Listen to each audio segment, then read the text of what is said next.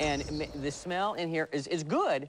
I'm hoping it stays that way as the morning goes by. Now, first of all, first things first, I see you have the white onion. Is that the type of onion you want to use for this? Yellow or white is fine. It doesn't have to be a Walla Walla or a Vidalia. It can be any kind of yellow or white onion.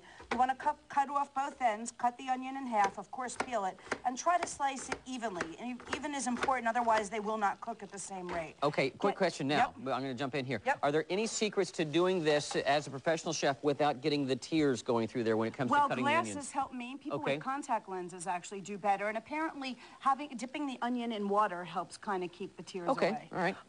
You want to get your pan smoking hot. So as you see, I have had this going for a while, and then you add your oil, and you want to use a vegetable oil, or we use clarified butter at the restaurant, and then throw your onions in. Your pan must be smoking hot, or your onions will boil and they will not saute. Well, what happens then? They just kind of get then mushy? They boil and you won't get any color. They'll get mushy, they'll get soggy, they won't be brown, they won't be caramel color. Okay. This is the trick to caramel. Caramelized, yes. Okay, so a smoking hot pan, and as you see, the onions are starting to brown a little bit. When I start to see some real browning, then we lower the heat and let it continue to simmer like we have over here.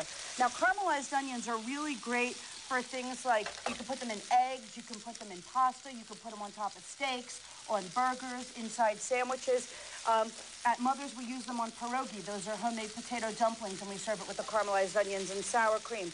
And then you let them go, and it takes a while. It takes you have to be patient. It takes about 8 to 10 minutes from the start to the end product. And what's the sign that says, hey, we're finished now, besides the 8 to 10 minutes? You want it, first of all, you keep monitoring your heat so that you don't get scorching. You don't want them black, you want them evenly caramelized. The sign that it's done is you have a beautiful caramel color. You'll notice there's very little black spots. It's pretty even.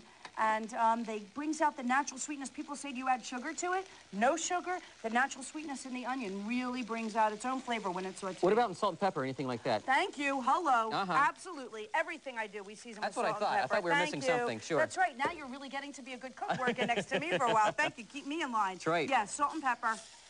And so see how these are getting nice and brown? Well, we got to turn this down, let it go slow, and we'll end up with a beautiful caramel-colored onion. And you know, you don't see that a lot. At least I don't see that a lot when I go to people's houses. So if you add that into your menu, they'll think, oh, wow, you kind of know what you're doing. You're doing something fancy. Yeah.